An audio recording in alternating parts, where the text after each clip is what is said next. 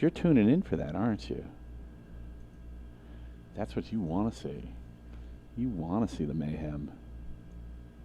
You love the mayhem. You love it. Yeah, you do. You love it. Let me know it sounds okay.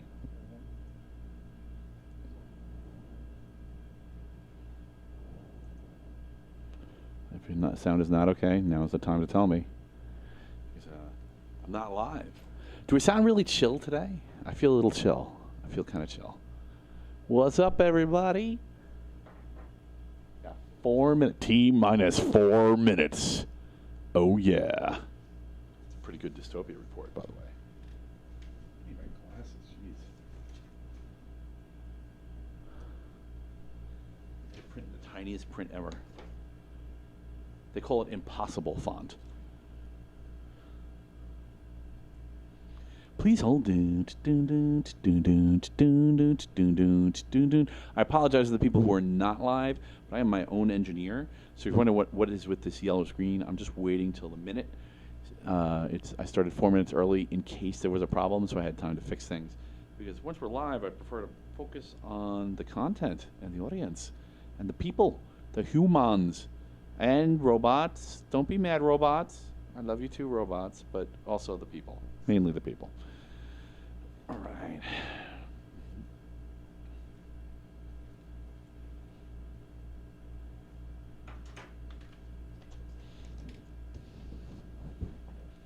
Actually, I gotta sit up straight this episode. Look at that. No slouching. No slouching, slacker.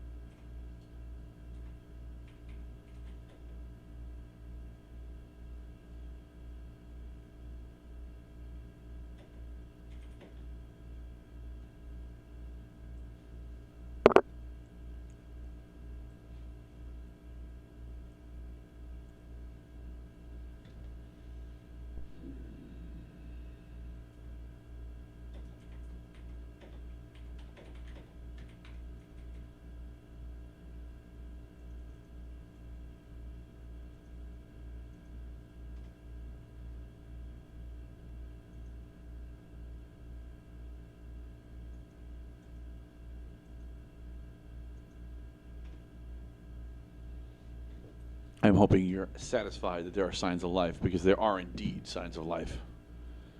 Oh, yes. I'm here. I see this. We've got a couple of viewers. What's up, folks? Feel free to join in the comments while you're waiting. Yes. Tell me about your computers. Yes, yes. Tell me about them.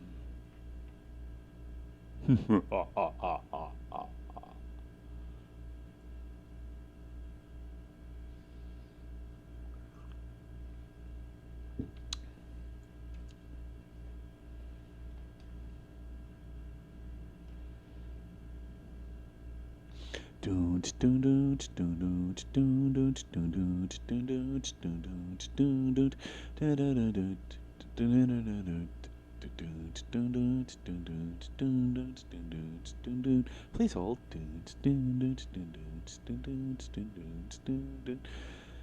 You know, I can actually do a real score. I mean, I don't know if it'd be any good, but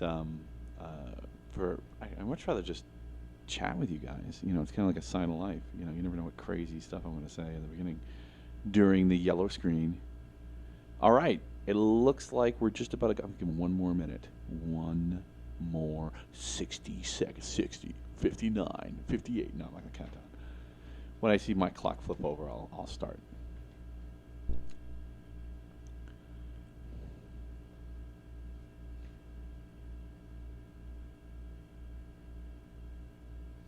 I am in the studio. Oh yeah. I'm in my comfort zone. Seriously, I'm really happy here. Like, I'm actually legit super comfortable and happy about being in this space.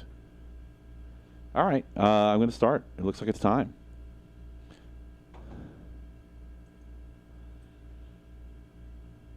Hello, everybody, and welcome to the Technocrat Live. I'm your host, Matthew Newhall, and I'm broadcasting to you from New York, from Freeport, New York, and the new studio.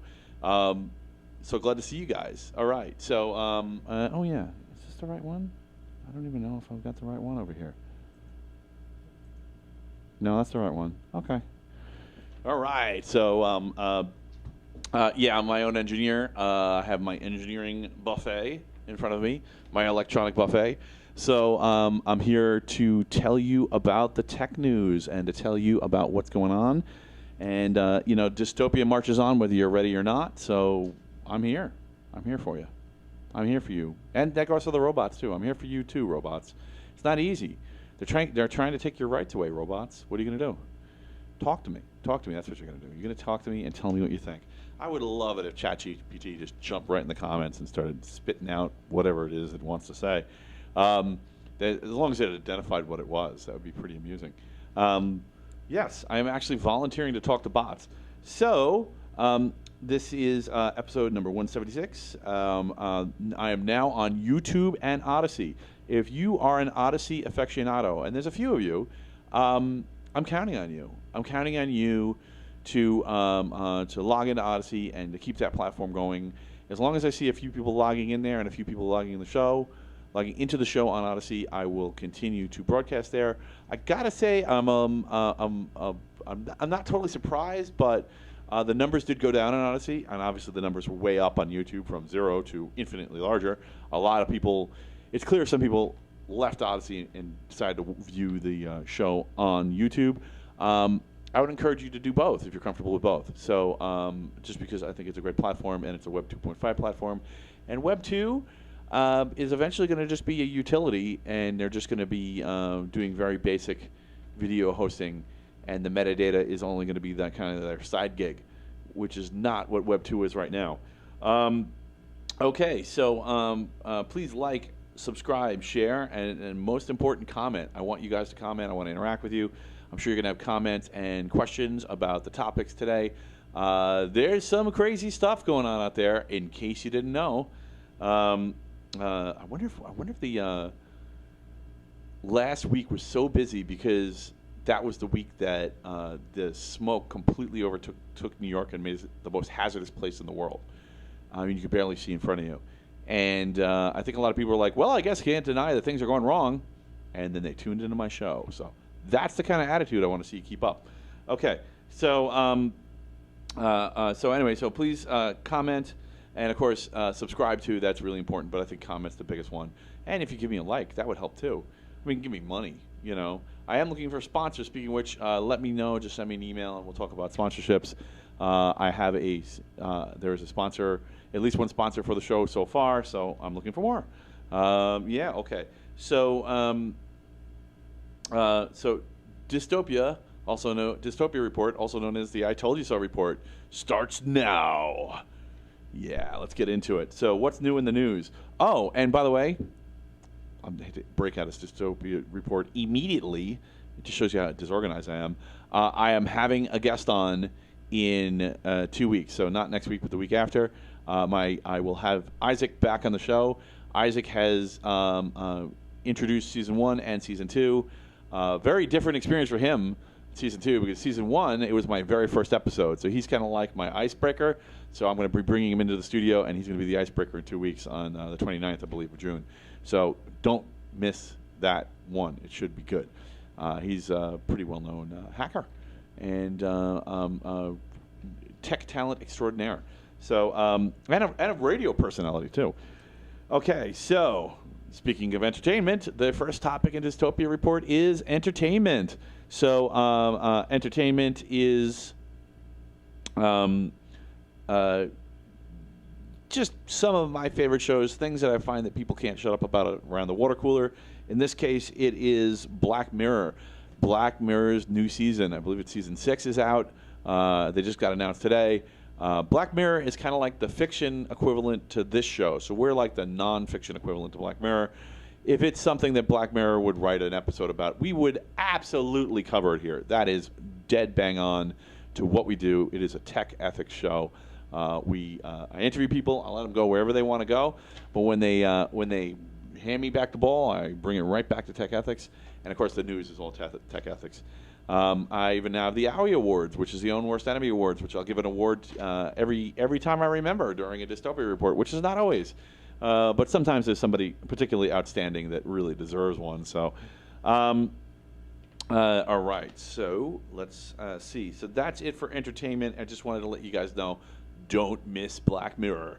Okay. So tech government is huge. It is almost the whole page. I just got a message that somebody's like, yeah, I'm not going to miss it, and I better watch it. We better watch it together. And I said, and all I got to say to that is we have a 1-month spoiler rule in here. So I've got a whole month. If we're planning on watching a show or a movie or going out to a concert or whatever it is, if it's something new, you got a month, and then then duty calls. I have to go watch it because it's going to come up on the show. So you're safe from spoilers on here for 1 month.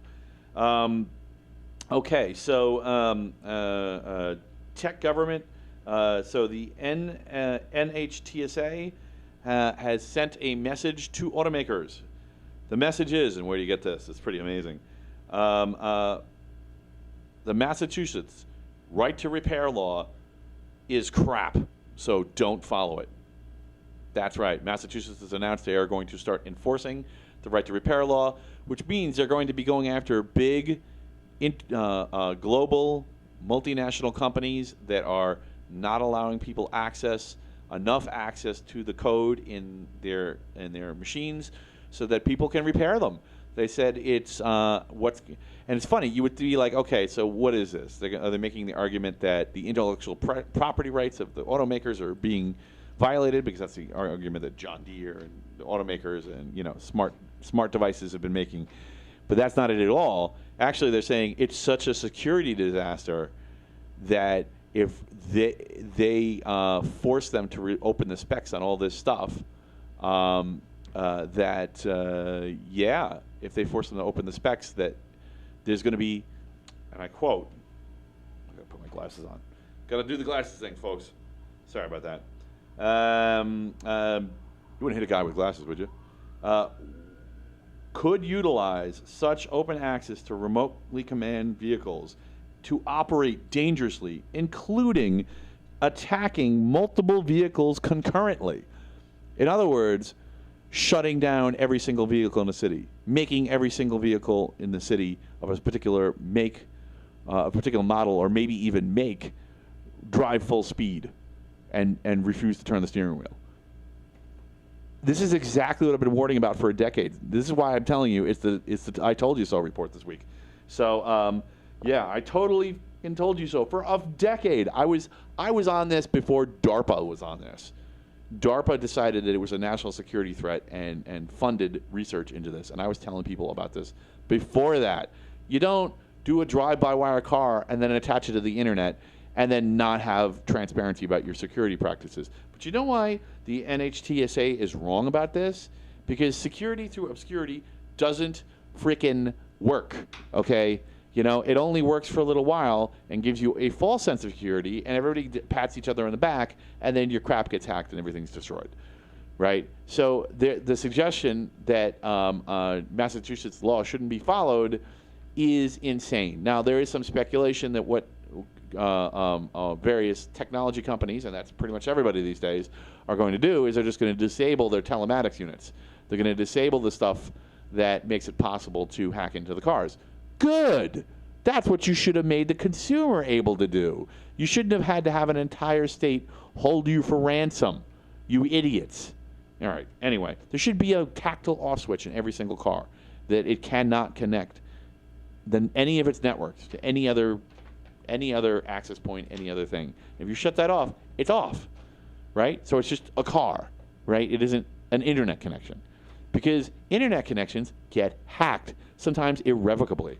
And in the case of a car, it's going to kill people. It's going to kill people if that happens. So, come on, people. Like, use your brains. Come on. That's it. They're a very strong candidate for the OWI Award. All the companies that would actually consider listening to the NHTSA really should, those companies should really take a hard look in the mirror. You're your own worst enemy. You were asking for security disasters the whole time, and now you've got it. Okay, so it looks like Musk. Last week I covered the Gurich, the guy from the National UFO Center. Let's just call it what it is, and the Alien and Watch for Aliens military group. And he's been saying, I've got physical proof and I've got all this evidence, and he's testified in front of Congress. And Musk actually rebutted him in public. So this is really interesting. Allow your conspiracy theories to flow like water. But about Musk, I mean. But yeah, he's saying that that's absolutely not true. He sees no evidence of aliens. He doesn't, And of course, the argument, if you're talking about a single entrepreneur that has the most eyes in the sky, it's definitely Musk. So if anyone would know, other than maybe like the NSA or this Gurich guy, it's Musk. So we've got two of the leading figures in alien stuff, and they're arguing. The answer to your question is the show is now. Hold on a second. NOW. Okay. Well, so I hope you join us, and I can't wait to see you in just a bit. Okay, anyway, back to it. Oh, God, I got to do these in the right order. What a pain in the butt. Okay, there we go. Okay, so, yeah, I don't know. I mean, I think I don't look as down on Musk as much as other people do, but, I mean, who really knows? And, I mean, this is exactly the point I was making about any kind of government data, but particularly military government data. I mean, literally, the military's role is to try to,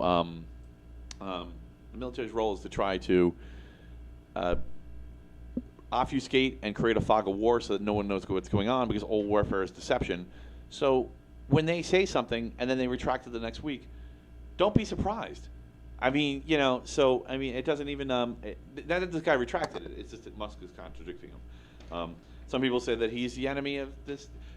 This interaction actually has created rumors in mainstream publications that maybe the government's making the alien stuff up to drive people crazy, to some kind of psyop. So, whatever. Anyway, that's why I took it with a monstrous boulder-sized grain of salt. But I still reported it because it seems like it's pretty big news. All right, so the CISA, the Cybersecurity Infrastructure Security Agency, says there is a coordinated attack against the U.S. government. It's underway. Again, the government. I mean, this is at least, I don't know what their goal is here. But also, this is banks and universities. They're talking about a specific hack. There's a piece of software called MoveIt. And the piece of software called MoveIt is there for moving massive amounts of data around, like very, very large files. Apparently, this is an extremely popular piece of software because the government, it's all over the government, and it's all over banks, and it's all over academia. So, yeah, so it was compromised, and it was also patched. So, but there's lots of old software out there apparently still, and people are hacking it. What are they doing when they're hacking it? Well, in the case of the government, I think they're just they're trying to create disruptions. It's kind of they're attacking their continuity and maybe trying to get data. In the case of the academics and the universities, and the banks, well, maybe the banks maybe they're trying to steal money, but it looks like it's ransomware, right? So it looks like it's ransomware is the order of the day. So, if you have MoveIt, update it. Move it on MoveIt. You got it? Good. All right.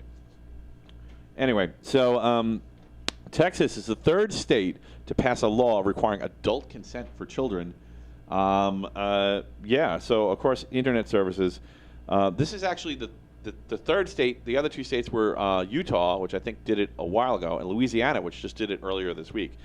There's now 3 states with rules saying that you need either consent from an adult or to use special software which blocks out certain kinds of sites. Wow, isn't this an ugly can of worms? So, of course, children, while they are inexperienced and vulnerable, are not idiots. They're not necessarily dumb. They're just young and inexperienced. And they need to know how the world works too. They need access to the information out there. Now you're going to be like, you don't care about children. Well, I'm kind of leaning towards the EFF's position, even though I don't necessarily agree with their arguments. I think maybe they could have been honed in a little bit better. So there's a problem. A simple way to think about the censoring for the sake of schools and censoring for the sake of children when it comes to the internet is the chicken breast problem.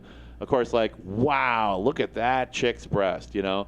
And you might be like, what did Matt just say? That's terrible. No, I'm talking about that chicken cutlet that I'm cooking in my pan. How would your filter know the difference? It wouldn't. It's even the right color, right? Think about it. Wrongly shaped picture, and all of a sudden you've just banned what they ate for dinner. This is craziness. And of course, this is a solvable problem case by case, but there's not really a sweeping algorithmic solution that's effective. Also, we know from experience, especially over the last 10 years, not only within political factions within the United States, but globally, as countries try to influence each other's social structures, and not always for the best either, and elections, that the politics gets involved whenever you get into fact checking and whenever you get into data curation, right? People use data curation as an excuse to inject their politics, to forcefully. Yes, I'm saying forcefully inject. They're forcefully injecting their politics into their data curation because, well, who knows better than them about what's good for everybody? This is a problem. And one of the problems here is that people, hey, what's up, Ariel 46? Thanks for tuning in. Good to see you. One of the problems here is that when you have, what the heck was I going to say? I was going to say something smart about this. Oh, yeah. So when you have a pay-for system that allows you access, it doesn't matter necessarily who's paying, just that someone's paying somewhere. It needs to be as close to free as possible. In other words, it needs to be no way to use to create kind of like a protection racket. And whenever you have payments involved in any kind of, when there's payments and curation, you end up with protection. And it may only be a little, but it may be a lot. And of course, the same arguments for why you said, oh, we need this curation for the sake of the children. Well, you need to not have protection rackets for the sake of the children. They're both true. So that argument kind of neutralizes itself out. If you're really interested in privacy, really the only way to do privacy is with software that empowers you to do things locally, not to do things on remote servers and pay someone to do them for you. I know software service is not a bad business model, but the target audience for software services should be business, not individual citizens, and definitely not children.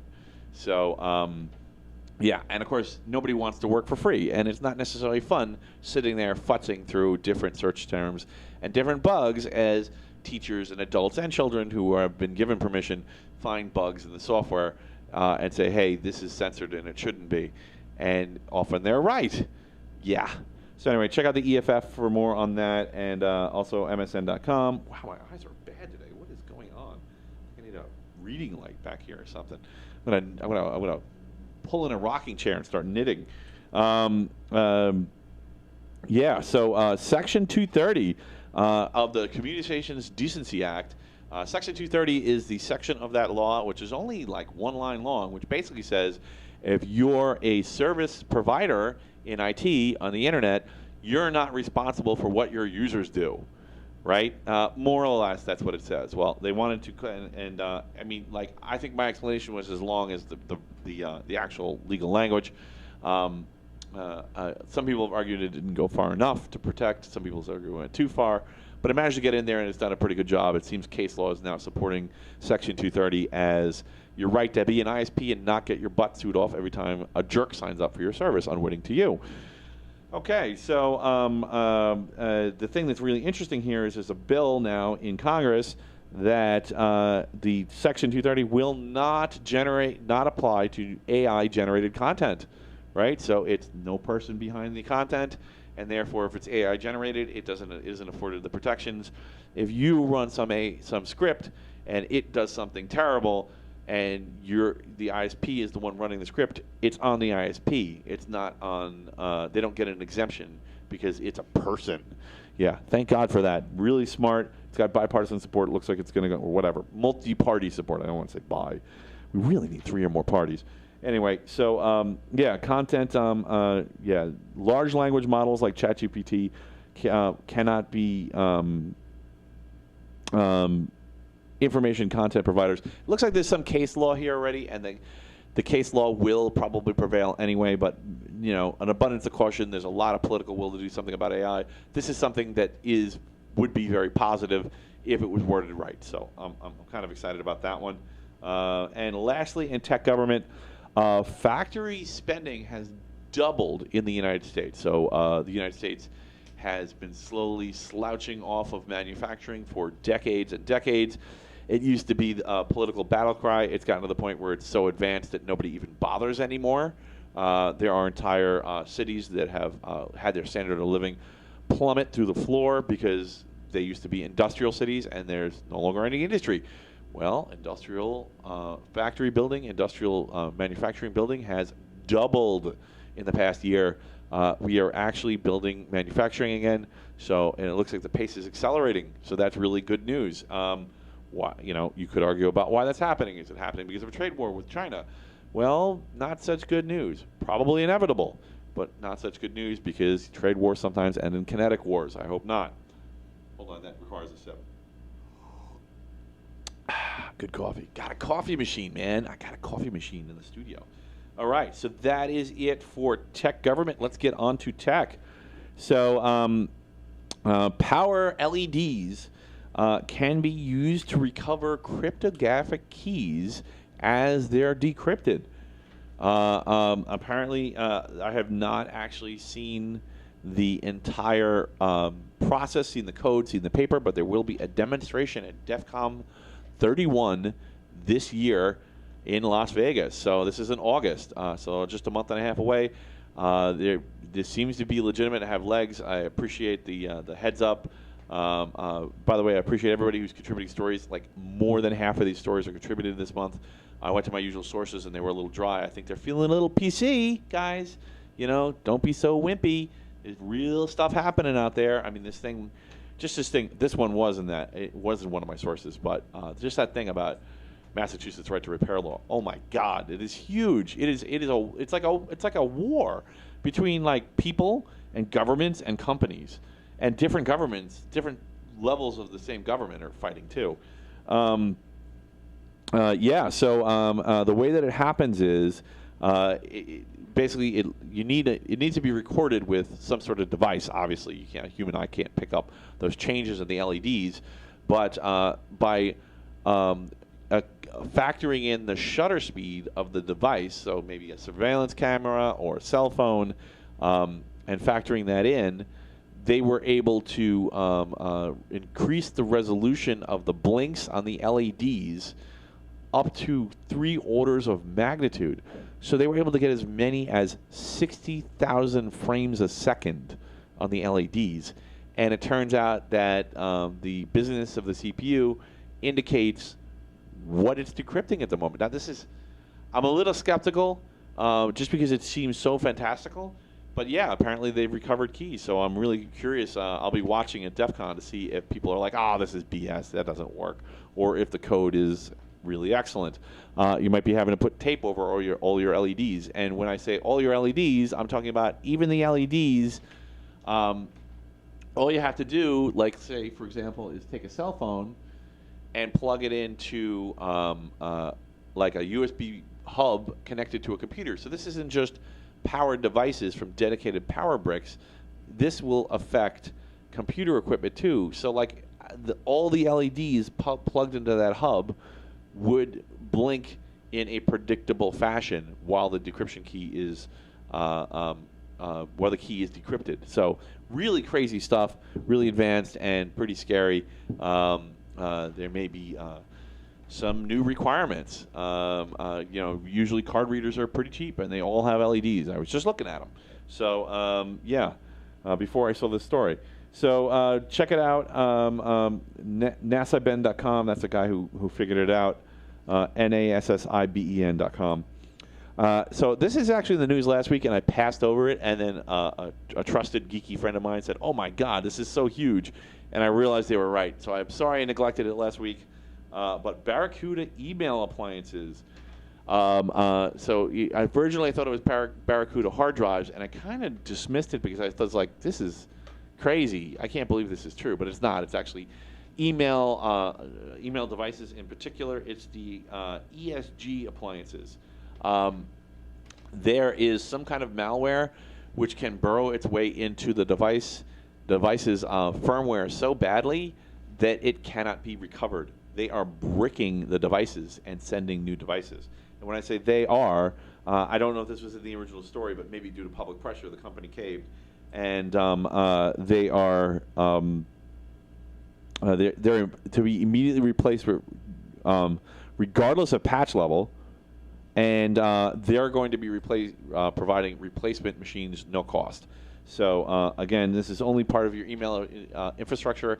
If you don't have anything in your email infrastructure, any appliances from Barracuda, it won't affect you. But if you do, you better go check and see if they're ESG devices and follow the company's directions as to what you need to do to replace them, because they may be compromised. If you're looking for traces of compromise to figure out if your data has been impacted, it started in October of 22. All right, so next story in tech. Is that tech next? No, we got one more tech story, and it's a cool one. Debian 12 is out. So if you're a Linux head, Debian is pretty much, I don't want to say it's half, but it's one of the two major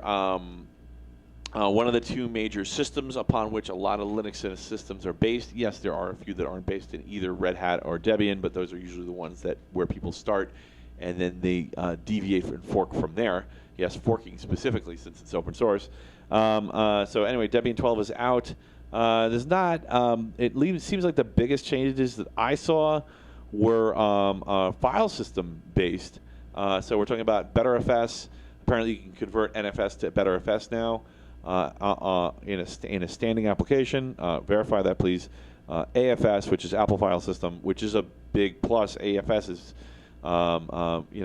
interoperability is a big deal, especially for NAS devices, which often offer NTFS, AFS, and SMB access to the same files as part of their kind of VAR application. And, of course, SMB, which is the Windows file system sharing protocol. So, yeah, Debian 12 is out. Check it out. There's a bunch of other features, of course, the usual major changes. I'm not going to get into all of them, but those are the ones that stood out to me. All right, let's get on to science. You guys. Oh, my God. I don't even think I need the glasses because this is just... Orcas. So, killer whales. Orcas are attacking boats. This is in the science section. I don't know if you're familiar with this show, but this is the one section where I will cite academic sources for most of my stories. That's the first thing I tell you is this is from whoever, the Columbia University, or, this is from UCLA or whatever. No, it's all over the place. There are multiple videos. There are multiple sources, tons of mainstream sources on this. It appears, I've seen the videos. It appears to be true. Orcas, wild orcas, are attacking boats successfully in groups. What? Holy cow. I mean, I don't even know where to start with this. So this has been happening over the past 3 years. It's happened 12 times this year. This is in the Western European region, so this is not globally. It's just in this region that this has been happening. There's some speculation. I think they're called pods when they're groups of orcas. I think that pods are, I know it's dolphins for sure, but I think the pods are working together, and it's one particular pod kind of acting like a gang. But that's actually, in some ways, more interesting than all the orcas planetarily changing. The orcas are endangered in that region, so there's only about 50 adults. It seems that the rumor, now this is I'm not as confident in, is that a particular orca, a pregnant orca, was killed, and its mate, the male orca, has organized this pod of orcas to attack boats. I mean, the implications of this are just bonkers. I mean, it's not like they're attacking humans. Like, there's no stories about people being attacked by orcas, and we're roughly snack size to them. You know, a human's about the same size as a seal, so you would think orcas would be attacking and killing people, but no, they're just attacking boats.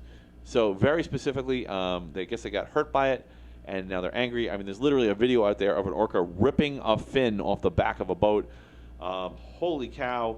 This is in the region of Strait of Gibraltar. Moby. So the real question is this like a Moby Dick kind of situation? Captain Ahab's looking more real every day. Of course, this draws comparisons immediately, but Jaws, of course, is a shark, and sharks are fishes, and fishes are not, most of the time, I think all of the time, they're not as intelligent as mammalian sea life, which tends to be very intelligent. Usually, if there's equivalent power, mammalian sea life and fish-based sea life, like sharks, the fish-based sea life run for it. So they're out of there. Hold on a second. Okay. So that's that story. Let's get on next with. I mean, are you? Yeah. I mean, they want revenge. This is crazy. I mean, it really looks like this is some sort of revenge. I mean, they're not. This isn't making them healthier or more fecund. This is just a group sense of revenge over grief, over one of their own. And I mean, it could be just that it's just now it's a learned behavior, and it's like Pavlov's dogs. Yes, dogs are mammals too, where you ring a bell and they salivate and they've forgotten why they're doing it, but yeah, they're doing it. So some of those old seaman tales about squaring off with mammalian sea life may be true. All right, so okay, so multiple sources on that. Pop Sci, CBS News, it's all over the place. So onward to University of Chicago. Cephalopods, and particularly octopuses were studied in this, but cephalopods in general can rewrite their RNA. So if you don't remember what RNA does, if somehow you've forgotten from all the stuff from the pandemic, RNA is a group of specialized kind of little factories in your cells, and their job is cranking up proteins. So unlike DNA, which is a record of what's happening in your cell and how to make more cells, RNA is kind of like machinery. So it's like a hard disk versus machinery. And they're just sitting there cranking up proteins. Well, apparently their RNA can be rewritten depending on the temperature of their environment. So the experiment was a variation of 71 degrees Fahrenheit to 54 degrees Fahrenheit. And the RNA was able to change within a day. All their RNA was significantly changed. And the RNA in more or less their entire system had changed within 4 days of the temperature change in the water. I mean, at one point we thought genetics was a steady state. We knew with epigenetics in the 80s and 90s, we knew that wasn't true. Holy cow. Very, very different changes in the machinery. I mean, RNA technically isn't DNA, but octopuses do have the evolutionary advantage of being able to easily swap out whole sections of their DNA very quickly. One of the reasons they evolved so much that for a little while we were speculating they were aliens. Looks like they're not. It's just they have a different evolutionary speed than everything else, which has worked to their advantage. So this is sciencealert.com if you want to check out more about it. But the reason that they're doing this is that they're rewriting their RNA to create proteins which make them more resistant to cold weather, specifically in their nerve cells. So their nervous cells are very susceptible to temperature changes. It makes their nervous cells work not as well. Some of the chemical part of the nervous interactions doesn't work as well. Well, these proteins harden it against that, and the RNA is changed to generate those proteins, and it's already effective within a day of a temperature change. One cold day, and an octopus has already adapted the way its physiology works. Of course, if you're a sci-fi geek, you have a pretty good idea what this means. It probably means that this might be step one in a very long road to some kind of cryosleep or hibernation for humans during long space travel. So All right, so that's it for University of Chicago. Let's get on to the Max Planck Institute. The Max Planck Institute is a really great organization. They are the ones. Excuse me. I knew that was going to happen. Sorry. And I don't have an excuse today. The Max Planck Institute is a great organization. They are the ones that did some of the preliminary work that gave me part of the idea for SIVGene. And why? Well, one of the things that they specialize in is evolutionary anthropology. So in this case, that's what they were doing. SIVGene's core theory is evolutionary anthropology. So it looks like Dupuytren's contracture. So that is the name. That is the clinical name of what is also known as Viking's disease. May have been come from. They tracked down about 50 genetic precursors for this disease. This is a disease that's prevalent in Northern Europe, genetics, in case you couldn't figure that out by the name Viking's disease. And what happens is a person's hand becomes curled up and hook-like, and it has to do with growths in the hand and the way that the hand, it's not particularly dangerous to them other than limiting the mobility of their hands, which is not great. Well, it turns out that the three most prominent genetic markers for this to happen are genes inherited from Neanderthals. So this is very interesting because it places Neanderthals and Homo sapiens not only in the same place, but indicates that there was some love-making going on for genes to have been shared. And it also supports the theory that, the current theory that Homo sapiens and maybe their predecessors that had already forked off from Neanderthals actually chased the Neanderthals out of Africa, and that they were fleeing to Europe and to Asia, and that humans, this supports that migration theory. So really cool. They're able to put ancient pre-humans in a time and a place, and also there may be genetic indicators for how to cure this. That's usually the first step. So really cool, great work from Max Planck Institute. As usual, both figuring out where humans come from and possibly opening a door to curing a disease. Okay, so that is it for Dystopia Report. I hope you enjoyed it. I'm really looking forward to getting interviews going. I'm just going to just keep cranking out the interviews. I'm waiting on a couple of people to get back to me. But I have a brand new studio, and I'm ready to go. Let me actually just give you guys another view. That's a little off. Yeah, it'll work. All right, I'm going to actually just give you a quick transition, just to give you so there's actually a whole nother seat here, just waiting for someone to sit in it so I can interview them. Everything's set up for 2 people or more. There's no reason I can't have a panel, although I'm probably going to have some 2-person interviews first and then bring the people back from the new season on the panel. I'm trying to get people I haven't had on in season 2, at least a few of them first. We'll see, but lots of interesting people to talk to, including the people who have been on the show. Thank you very much. I appreciate it. Ariel said, nice show. I appreciate the feedback.